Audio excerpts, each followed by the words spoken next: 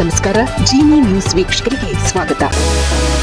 JDU ಪಕ್ಷದ ನಾಯಕ ನಿತೀಶ್ ಕುಮಾರ್ ದಾಖಲೆಯ 10ನೇ ಬಾರಿಗೆ ಬಿಹಾರದ ಮುಖ್ಯಮಂತ್ರಿಯಾಗಿ ಬುಧವಾರದಂದು ಪ್ರಮಾಣ ವಚನ ಸ್ವೀಕರಿಸಿದ್ದಾರೆ. ಪ್ರಧಾನಿ ನರೇಂದ್ರ ಮೋದಿ, ಗೃಹ ಸಚಿವ ಅಮಿತ್ ಶಾ, ಕೇಂದ್ರ ಸಚಿವರು ಹಾಗೂ ಉತ್ತರ ಪ್ರದೇಶದ CM Yogi Adityanath, Maharashtra CM Devendra Fadnavis, Andhra Pradesh CM Chandrababu Naidu ಸೇರಿದಂತೆ ಹಲವರು ಈ ಸಮಾರಂಭದಲ್ಲಿ ಭಾಗವಹಿಸಿದ್ದರು. ಪಟ್ನಾದ ಗಾಂಧಿ ಮೈದಾನದಲ್ಲಿ ನಡೆದ ಸಮಾರಂಭದಲ್ಲಿ 26 ಮಂದಿ ಅವರ ಸಂಪುಟ ಸಚಿವರಾಗಿ ಪ್ರಮಾಣ ವಚನ ಸ್ವೀಕರಿಸಿದ್ದಾರೆ. ಎನ್ಡಿಎ ಮೈತ್ರಿಕೂಟದ ಸದಸ್ಯ ಪಕ್ಷಗಳ ಜಂಟಿ ಸಭೆಯಲ್ಲಿ ನಿತೀಶ್ ಕುಮಾರ್ ಅವರನ್ನು ಎನ್ಡಿಎ ಶಾಸಕಾಂಗ ಪಕ್ಷದ ನಾಯಕನಾಗಿ ಬುಧವಾರದಂದು ಅವಿರೋಧವಾಗಿ ಆಯ್ಕೆ ಮಾಡಲಾಗಿತ್ತು.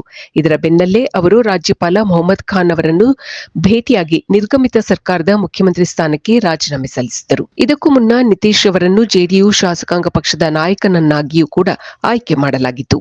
ನವೆಂಬರ್ 6 ಮತ್ತು 11ರಂದು ನಡೆದ 2 ಹಂತಗಳ ಬಿಹಾರ ವಿಧಾನಸಭಾ ಚುನಾವಣೆಯಲ್ಲಿ ಪ್ರಧಾನಿ ನರೇಂದ್ರ ಮೋದಿ ನಿತೀಶ್ ಕುಮಾರ್ ಜೋಡಿಯ ನೆರವಿನಿಂದ ಎನ್ಡಿಎ ಮೈತ್ರಿಕೂಟವು 243 ಕ್ಷೇತ್ರಗಳ ಪೈಕಿ 203 ಸ್ಥಾನಗಳನ್ನು ಗೆದ್ದು ಬೀಗಿತ್ತು.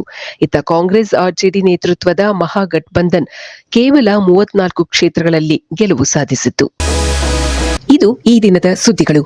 ನಿರಂತರ ಸುದ್ದಿಗಳಿಗಾಗಿ ವೀಕ್ಷಿಸುತ್ತಿರಿ ಜಿನಿ ನ್ಯೂಸ್. ನಮಸ್ಕಾರ.